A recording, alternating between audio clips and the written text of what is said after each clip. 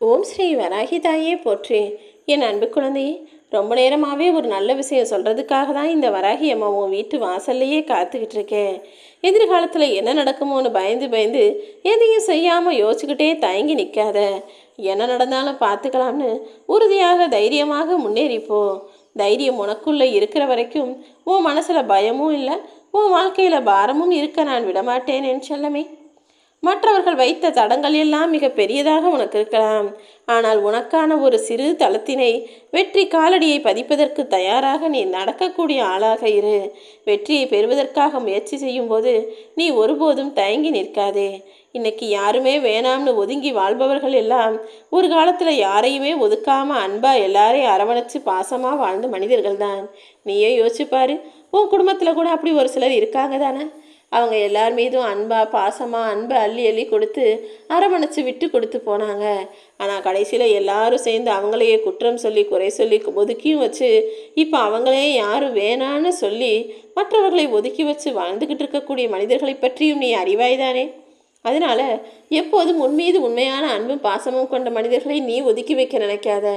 அப்படி இன்னைக்கு நீ ஒதுக்கி வச்சினா நாளைக்கு நீ அவர்களுடைய அன்பையும் பாசத்தையும் தேடும்போது அவங்க உன்னை ஒதுக்கி வச்சுட்டு உன் மனசு கஷ்டப்படும்படியான சூழ்நிலை உருவாகக்கூடும். அதனால்தான் உண்மை என்று நம்பிய உறவுகளின் உண்மையான பாசத்தை விட்டு கொடுக்காம அவங்களை உன் பக்கத்திலேயே வச்சுக்க சொல்கிறேன். அதே நேரத்தில் ஒரு சில பேர் சும்மாவே அன்பா பாசமாக இருப்பது போல வேஷம் போட்டு நடிச்சிருப்பாங்க. அவர்களின் வேஷம் கலைந்தாலும் அவர்களை வேண்டாம் என்று ஒதுக்கி வாழும் மனிதர்களும் இன்னைக்கு இருக்காங்க. என் அன்பு பிள்ளையே, உன்னுடைய அன்பும் பாசமும் உண்மையானதாக இருக்கட்டும், உறுதியானதாக இருக்கட்டும். யாரிடம் நீ அதிகம் உண்மையாக இருக்கிறியோ அவர்களிடம்தான் அதிகம் நீ ஏமாற்றப்படுவாய். அதனால் யாராக இருந்தாலும் அவங்க உண்மையான அன்பையும் பாசத்தையும் நீ வச்சுருக்க அதே அளவு வச்சுருக்காங்களான்னு தெரிஞ்சுக்கிட்டு அப்புறமா அவங்களுக்கு நம்பிக்கையை கொடு என் செல்லமே. இந்த உலகத்தில் நிறைய பேர் கஷ்டத்தை பார்த்து வளர்ந்தவங்களாக இருக்காங்க. கஷ்டத்தை பார்த்து வளர்ந்தவங்க இருக்கலாம், ஆனால் கஷ்டத்திலேயே வளர்ந்தவங்களும் இங்கே நிறைய பேர் இருக்காங்க. அவர்களுக்கு தான் வாழ்க்கையின் ஒவ்வொரு நகர்வுகளும் அது எவ்வளோ வலியும் வேதனையும் நிறைஞ்சதுன்னு தெரியும். என் அன்பு பிள்ளையே, உன் வாழ்க்கையும் நான் எப்படி கஷ்டம் நிறைஞ்சதாக விட்டுட மாட்டேன். சில தவறுகள் மட்டுமே தண்டனைக்குரிய குற்றம் அல்ல. நேசிக்கும் மனதை அலட்சியம் செய்வதும் அப்புறமா அவர்களை அழைப்பதும் கூட தண்டனைக்குரிய குற்றம்தான். உன் மீது உண்மையான அன்பு காட்டுபவர்களுக்கு நீயும் உண்மையான அன்பை கொடுக்கக்கூடிய ஆளாக இரு. நீ தவறவிட்ட வாழ்க்கை உனக்கானது இல்லை என்பதை உணர்ந்து கொள் என் செல்லமே. உனக்கான வாழ்க்கை என்பது இப்போது நீ வாழ்ந்து கொண்டிருப்பது மட்டும்தான். எது உன்னை விட்டு விலகி போச்சோ, எது உன்னை விட்டு தவறி போச்சோ அது உனக்கு சரிவராது என்பதால் தான் அதை நான் ஒதுக்கி வச்சுட்டேன்றதையும் தெரிஞ்சுக்கோ. உனக்கான வாழ்க்கையை தான் இப்போது நீ வாழ்ந்துக்கிட்டு இருக்க. உனக்கான நல்ல விஷயங்கள் நிச்சயமாக உனக்கு நடந்தே தீரும். நீ ஆசைப்பட்டதையெல்லாம் நான் உனக்கு அமைச்சு தருவேன்னு என்னை முழுவதுமாக நம்பு. உனக்கான அடையாளம் ஒன்றும் சும்மா வந்து விடாது. அதை இந்த உலகம் உணரும் வரை உன்னை நோக்கி விமர்சனம் வச்சுக்கிட்டு தான் இருப்பாங்க. அவர்கள் எல்லாருக்கும் உன்னுடைய வியர்வை துளிகளையும் முயற்சிகளையும் பதிலாக கொடு. உன்னை யார் நம்ப மறுத்தாலும், நீ ஜெயிச்சுட்டன்றதை யார் ஒத்துக்க மறுத்தாலும் அவர்கள் கண் முன்னால் நீ ஜெயிச்சு காட்டணும் என் செல்லமே. உன்னை குறை சொன்னவர்களும் உன்னை ஏசி பேசியவர்களும் வசை பாடியவர்களும் உன்னை நினச்சி வருத்தப்படக்கூடிய நாள் சீக்கிரமாக வரும். ஐயோ, இவங்களை போய் நம்ம தப்பாக சொல்லிட்டோமே, இவங்களை விட்டு நாம் விலகி நின்றுட்டோமே, இவங்க வேணாம்னு நம்ம ஒதுக்கி வச்சோமேன்னு உன்னை நினைத்து மற்றவர்கள் வருத்தப்படும் அளவுக்கு அவங்க கண்ணு முன்னால் நீ ஜெயிச்சு காட்டணும். உன் மீது விழுந்த விமர்சனங்கள் மீது நீ ஏறி திமிராக நடந்தால் மட்டும்தான் காலங்கள் மாறும். யார் உன்னை என்ன சொன்னாலும் கண்டுக்காம உன் முயற்சிகளுக்கு மட்டுமே கை கொடுத்து அந்த கனவுகளை நனவாக்குவதற்கான வேலைகளை செய். இந்த உலகம் சீக்கிரம் உன்னை புரிஞ்சுக்கும். பிரச்சனை செய்யவும் வம்பு இழுக்கவும் ஒரு சில வார்த்தைகள் மட்டுமே போதும். ஆனால் அடுத்தவர்களுக்கு அன்பை 1000 வார்த்தைகள் இருந்தால் கூட போதாது தானே. அவர்களுக்கு நீ திரும்ப அன்பை பாசமாக அழகாக திருப்பி கொடு. எல்லாரும் இருந்தும் கூட நீ அனாதை போல உணர்கிறாய். உனக்குன்னு நிறைய சொந்த பந்தங்கள் உறவுகள் எல்லாம் இருந்தும் கூட இப்போ நீ தனியாக கஷ்டப்பட்டுக்கிட்டு இருக்குன்றது எனக்கு தெரியும்.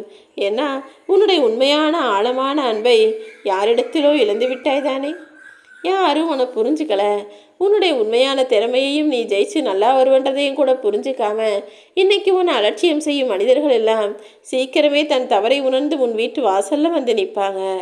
எப்பவும் யாரை பற்றியும் அளவுக்கு அதிகமாக தெரிந்து கொள்ள நினைக்காதே என் செல்லமே. ஏன்னா உனக்கான உறவோ உனக்கான நட்போ அவங்கள பற்றி முழுசாக தெரிஞ்சுக்கிட்டுன்னு நினச்சினா, அவங்கள பற்றி உண்மையான எல்லா விஷயங்களையும் தெரிஞ்சுக்கிட்டினா, கடைசியில் அவங்கள விட்டு நீ பிரியறதுக்கு அதுவே காரணமாக ஆகிவிடும். அதனால் ஒருவரின் நிறை குறை எப்படி இருந்தாலும், அவங்க குணமும் மனசும் எப்படி இருந்தாலும் உனக்கு அவங்கள பிடிச்சிச்சுட்டா அவங்க கூட அப்படியே வாழ்க்கையை தொடரணுமே தவிர அவங்கள பற்றி முழுமையாக தெரிந்து கொள்ள முயற்சி செய்யாதே. ஏன்னா எல்லாருக்குள்ளேயும் நிறைகளும் இருக்குது, குறைகளும் நிறைய இருக்குது என் செல்லமே. அப்புறம் அவங்களுடைய குறைகளே உனக்கு குற்றமாக உறுத்த தொடங்கிடும். அதையே நினச்சி நினச்சி நீ பேச ஆரம்பிச்சிடுவ, திட்ட ஆரம்பிச்சிடுவ, சண்டை போட ஆரம்பிச்சிடுவ. அதனால் ஒருவரின் குறையோ நிறையோ எதுவாக இருந்தாலும் அதை கண்டுகொள்ளாமல் அவர்களை முழு மனதோடு ஏற்றுக்கொள்ளக்கூடிய ஆளாக, உண்மையான பாசத்தை அவங்களுக்கு கொடுக்கக்கூடிய ஆளாக நீ இரு. சந்தோஷங்களையும் கவலைகளையும் சமமாக கையாளும் திறமையை மட்டும் நீ பெற்றுவிட்டால் எதை பற்றியும் கவலைப்படாமல் உன்னால் நிம்மதியாக வாழ முடியும். எல்லாரையும் மகிழ்ச்சி படுத்த வேண்டும் என்பதுதான் உன் கவலைக்கான காரணமே என்பதை புரிந்து கொள். ஏன்னா இந்த உலகத்தில் எல்லாரையுமே யாராலும் மகிழ்ச்சி படுத்த முடியாது. அப்படி நம்புவது என்பதும் உனக்கு அழிவின் ஆரம்பமாக போய்விடும். ஏன்னா இங்கு யாரும் யாருக்காகவும் பிறக்கலை. யாரையும் யாராலும் சமாதானப்படுத்தவோ மகிழ்ச்சி படுத்துவது என்பதும் முடியாத காரியம். அதனால் யார் எப்படி இருக்காங்களோ அவங்க அப்படியே இருக்கட்டும். உன் மனசாட்சிக்கு நீ எப்படி நடக்கணும்னு நினைக்கிறியோ, எது உனக்கு பிடித்ததாக இருக்கிறதோ அதன்படி நீயும் நடந்து கொள். நீ யாரையும் மாற்றவும் வேணாம், நீ யாருக்காக மாறவும் வேண்டாம். சில நேரங்களில் நீ அவசரப்பட்டு கவனக்குறைவாக ஏதாவது ஒரு வார்த்தையை உதிர்த்து விடுகிறாய். அது கடைசியில் பிரச்சனையில் வந்து தானே முடியுது. இனிமேலாவது அப்படி கடுமையான வார்த்தைகளை யாரிடமும் பேசி கசப்பான வாழ்க்கையும் வெறுப்பான வாழ்க்கையும் வளர்த்து வைக்காதே. ஏன்னா நீ கவனக்குறைவாக யதார்த்தமாக பேசக்கூடிய ஒரு சொல், சக்குன்னு யோசிக்காமல் ஏதோ ஒரு சமயத்தில் சொல்லக்கூடிய ஒரு வார்த்தை அடுத்தவர் மனசையும் கஷ்டப்படுத்தலாம், அவங்க மனசை வேதனைப்படுத்தலாம், காயப்படுத்தலாம், அல்லது அவங்க வாழ்க்கையில் வெறுப்பை கூட உண்டாக்கலாம். அதனால் பேசும்போது வார்த்தைகளில் ரொம்ப கவனமாக இருக்கணும். வாழ்க்கையில் எவ்வளவு கஷ்டங்களும் நஷ்டங்களும் துன்பங்களும் துயரங்களும் எது தொடர்ச்சியாக வந்தாலும் நீ எதை நினச்சும் கவலைப்படாமல் இந்த வராகியம்மா உனக்கு நல்லது செய்வேன்ற நம்பிக்கையோடு வாழ ஆரம்பி. உன்னை ஊக்கப்படுத்தவும் உன்னால் முடியும் என்று சொல்லவும் ஒரு உறவு இருந்தாலே நிச்சயமாக தோல்வி கூட உன்னிடம் தோற்று போகும். அப்படி உன்னை ஊக்கப்படுத்தக்கூடிய உறவாக உனக்காக இந்த வராகியம்மா நான் எப்போதும் இருப்பேன்.